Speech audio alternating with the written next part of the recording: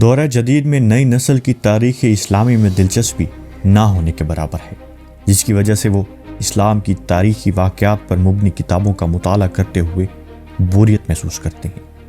حالانکہ دور میں نئی نسل کے لیے بہادری کی داستانوں کا پڑھنا نہایت ضروری ہے، تاکہ وہ ان عظیم لوگوں کے نقش قدم پر چلنے کی کوشش کریں اور آنے والے دنوں کے لیے تاریخ میں اپنا اور اپنے ملک کا نام رقم کر سکیں۔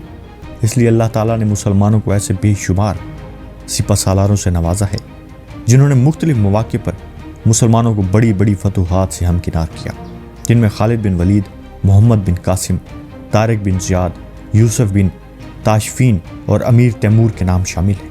اسلامی لشکر کے یہ جاں باز سپاہی سپہ سالار میدان جنگ میں دشمن کے لیے موت اور اپنوں کے لیے امن و راحت کا معیار پر تھے۔ اسلام کے عظیم سپہ سالاروں نے اپنی منزل کا تعین کرتے ہوئے جب بھی قدم بڑھائے تو رفعت و عظمت کے پھول ان کے استقبال کے لیے بکھرے جاتے تھے۔ مکہ کے ایک ایسے گھرانے میں پیدا ہونے والا یہ بچہ اپنی دولت و سخاوت، فہم و فراست کے حوالے سے جانا پہچانا جاتا تھا۔ اس بچے کے والد ولید کا شمار مکہ کے ممتاز افراد میں سے ہوتا تھا۔ وہ مکہ سے طائف تک پھیلے ہوئے بے شمار باغات کے مالک تھے۔ اہل مکہ انہیں العدل اور الوحید کے القابات سے پکارا کرتے تھے۔ وہ عرب کے پہلے شخص تھے جنہوں نے چوری کے سلسلے میں ہاتھ کاٹنے کی تجویز پیش کی تھی، جو بعد میں اسلامی نظام میں شامل ہوئی، اور فوجی مہارت میں بھی حضرت ولید کا جواب نہ تھا۔ لہٰذا یوں اس بچے کو دولت اور مزید خوبیوں کا سرمایہ ورثے میں ملا، اور اس بچے نے بڑے بڑے شفانہ انداز میں پرورش پائی۔ اس کے علاوہ آپ کو مردانہ کھیلوں، فرون و ارب و ضرب سیکھنے کا بھی جنون تھا۔ آپ نے بچپن میں ہی گھوڑے سواری، تیر اندازی، شمشیر زنی سیکھ لی تھی، اور نیزہ چلانے میں بھی آپ کا کوئی ثانی نہ تھا۔ ان صلاحیتوں کے مالک کا نام حضرت خالد بن ولید تھا۔ کھیل کا میدان ہو یا میدان جنگ، آپ اپنی مہارت سے کھیل کا پاسا اپنے حق میں لڑنے کے ماہر تھے۔ کہا جاتا کہ حضرت خالد بن ولید نے کشتی میں بھی بڑے بڑے پہلوانوں کو ہرایا تھا۔ ایک بار مکہ میں کشتی کے مقابلہ ہوا تو حضرت عمر فاروق، جن کا شمار شہر کے نامور کشتی لڑنے والوں میں ہوتا تھا، آپ کے مقابل تھے۔ دونوں ایک دوسرے کو بچھاڑنے کی کوشش کر رہے تھے۔ مقابلہ کافی دیر سے جاری تھا، فیصلہ نہیں ہو پا رہا تھا۔ اچانک حضرت خالد کا داؤ چل گیا اور انہوں نے اپنے ماموں زاد حضرت عمر فاروق کو اٹھا کر پٹک رکھا، جس کی وجہ سے حضرت عمر فاروق کی پنڈلی کی ہڈی ٹوٹ گئی اور میدان حضرت خالد بن ولید نے مار لیا۔ قبول اسلام سے پہلے حضرت خالد بن ولید اسلام کے سخت مخالف تھے۔ جنگی حالات کی تجزیہ کرنے اور جنگی حکمت عملی میں آپ کا کمال حاصل تھا۔ کسی ذہانت و جنگی سوجھ بوجھ میں حضرت خالد بن ولید کو کچھ عرصے تک عجیب کشمکش میں مبتلا کر کے رکھا تھا، لیکن یہ سن 628 کا موسم بہار تھا۔ پودوں پر کلیاں پھول بن کر کھل رہی تھیں، بازاروں میں رونقیں بھر رہی تھیں، کیونکہ حج کا زمانہ قریب آ رہا تھا۔ اس لیے عارضی دکانوں اور ٹھیلوں نے چہل پہل اور بھی بڑھا رکھی تھی۔ لیکن عجیب بات یہ تھی کہ اس بار حضرت خالد بن ولید کو کچھ اداس اور کھویا ہوا تھا۔ وہ شہر میں ہونے والی جسمانی اور جنگی کھیلیں تماشوں میں بالکل بھی حصہ نہ لے رہے تھے، اور اس سے بالکل لا تعلق تھے جس میں وہ ہمیشہ سے حصہ لیتے آتے تھے۔ ان کی سوچ کا محور اسلام کی ہر روز بڑھتی ہوئی طاقت تھی۔ حضرت خالد یہ سوچ رہے تھے کہ اب تک اسلام کے مخالفین نے مسلمانوں کو میدان جنگ میں 28 بار للکارا ہے، لیکن اپنی تمام تر ادو برتری اور بہترین جنگی ساز و سامان کے باوجود بھی ذلت اٹھائی ہے۔ کبھی آپ کے دماغ میں جنگ بدر کا نقشہ ابھرنے لگتا تھا، جس میں معمولی ساز و سامان کے ساتھ 313 مسلمانوں کی جماعت میں ابو جہل کے بڑے لشکر کو شکست تھی، تو کبھی جنگ فوج میں مسلمانوں کی ثابت قدمی جان نثاری آنکھوں کے سامنے آنے لگتی، تو کبھی حضرت خالد بن ولید چشم تصویر میں مکہ کے مقابلے شکست پہلوانوں کا اذکار کو نبی کریم صلی اللہ علیہ وآلہ وسلم کی ہاتھ خاک چاٹتے ہوئے دیکھے۔ آپ کا ذہن بے سر و سامان مسلمانوں اور ان کی عظیم فتوحات کو سمجھنے سے بالکل قاصر تھا۔ کبھی کبھی آپ یہ سوچتے کہ کیا مسلمانوں کے آتے کوئی غیبی طاقت موجود ہے، اور کیا حضرت محمد مصطفیٰ صلی اللہ علیہ وآلہ وسلم واقعی اللہ کے رسول ہیں۔ اسی کشمکش میں کئی مہینوں کا وقت گزر گیا۔ صلح حدیبیہ جو 1 سال گزر چکا تھا، معاہدے کے مطابق نبی اکرم صلی اللہ علیہ وآلہ وسلم اپنے جان نثاروں کے ساتھ عمرہ کرنے کے لیے مکہ میں داخل ہوئے۔ حضرت خالد بن ولید الجھے ہوئے ذہن کے ساتھ مکہ سے نکل گئے تاکہ وہ شہر میں مسلمانوں کے داخلے کا منظر اپنی آنکھوں سے نہ دیکھ سکے۔ مکہ میں 3 روز قیام کے دوران نبی کریم صلی اللہ علیہ وآلہ وسلم نے حضرت خالد کے بڑے بھائی ولید سے فرمایا، افسوس خالد میرے پاس نہیں آیا، وہ آتا تو اس کا بھرپور استقبال کرتے۔ خالد جیسے بندے کو اسلام سے ہرگز دور نہیں رہنا چاہیے۔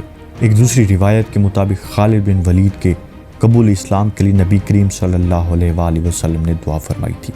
اس کے بعد حضرت ولید نے حضرت خالد کو بہت ڈھونڈا لیکن ان کا کچھ پتہ نہ چلا۔ آخر کار ولید نے ایک خط لکھ کر کسی کے حوالے کیا اور درخواست کی کہ جب تک حضرت خالد بن ولید آئیں تو ان کو یہ خط پہنچا دینا۔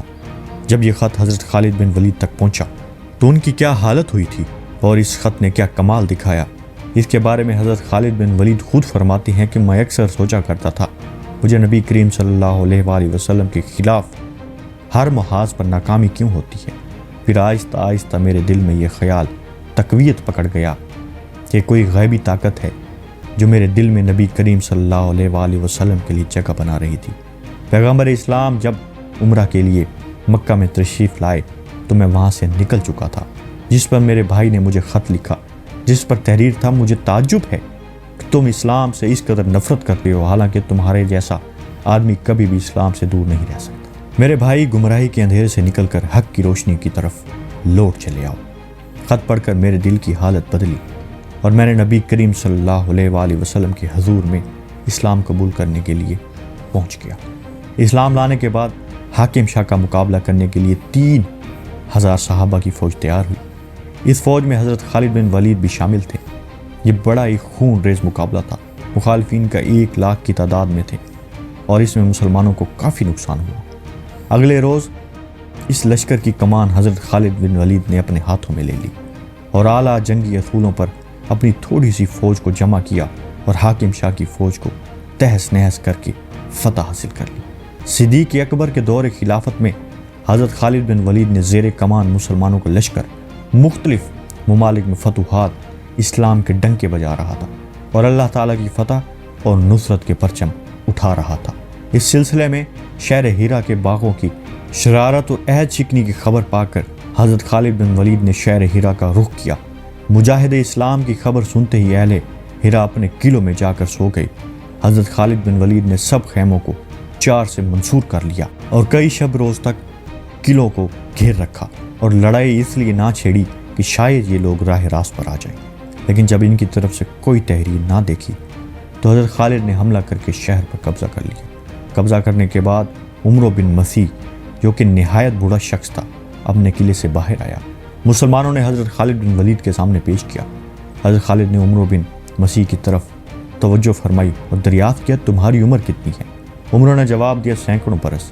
بوڑھے کے ساتھ جو خادم تھا اس کے پاس ایک زہر کی پٹی نکلی۔ اس پر حضرت خالد نے پوچھا کہ زہر اپنے ساتھ کیوں لائے ہو؟ اس نے جواب دیا کہ اس خیال سے کہ اگر تم نے میری قوم کے ساتھ اچھا سلوک نہ کیا تو میں اسے کھا کر مر جاؤں گا اور اپنی قوم کی ذلت و تباہی نہ دیکھ سکوں گا۔ حضرت خالد بن ولید نے زہر نکال کر اپنے ہتھیلی پر رکھا اور اس سے کہا کہ بے موت کوئی نہیں مرتا، اگر موت کا وقت نہ آیا ہو تو زہر بھی کچھ نہیں اثر کر سکتی۔